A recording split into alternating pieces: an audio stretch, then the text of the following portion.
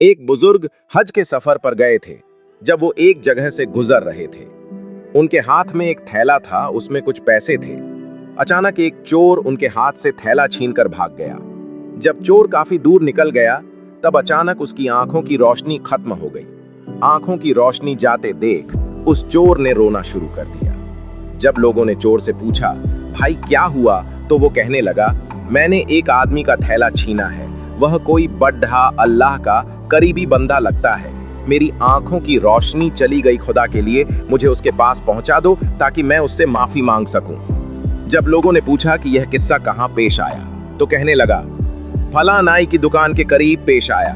लोग उसको उस दुकान पर ले गए और नाई से पूछा कि इस तरह का कोई आदमी यहां से गुजरा है, आप उसे जानते हो? उसने कहा, मुझे उसका घर तो पता नहीं, हाँ, मगर नमाज के लिए वह आते जाते रहते हैं। अगली नमाज के लिए फिर आएंगे। ये लोग इंतजार में बैठ गए। वह बुजुर्ग अपने वक्त पर तशरीफ लाए। लोग उस चोर को उनके पास ले गए तो उस चोर ने जाकर उनके हाथ पांव पकड़ लिए कि मुझसे गलती हो गई, गुनाह हो गया, नादिम हूं, शर्मिंदा हूं, मेरी आंखों की रोशनी छिन गई। आप अपने पैसे वापस ले लीजिए और मुझे माफ कर दीजिए ताकि अल्लाह ताला मेरी आंखें ठीक कर दें। वह बुजुर्ग कहने लगे कि मैंने तो तुझे पहले ही माफ कर दिया है। यह सुनकर चोर बड़ा हैरान हुआ। कहने लगा, हजरत, मैं तो आपका थैला छीनकर भागा और आप कहते हैं कि माफी मांगने से पहले ही माफ फरमा दिया। वह फरमाने लगे, हाँ, मेरे दिल में कोई बात आ गई थी।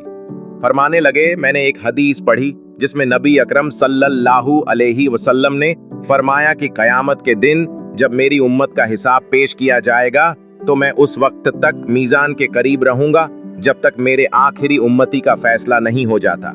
मेरे दिल में यह बात आई कि अगर मैंने इस चोर को माफ नहीं किया तो कयामत के दिन यह मुकदमा पेश होगा और जितनी देर मेरे मुकदमे का फैसला होने में लगेगी, अल्लाह के नबी अलैहिस्सलाम को उतनी देर जन्नत से बाहर रहना पड़ेगा। इसलिए मैंने माफ कर दिया कि न तो मुकदमा पेश होगा, न ही मेरे महबूब को जन्नत में जाने में देर लगेगी।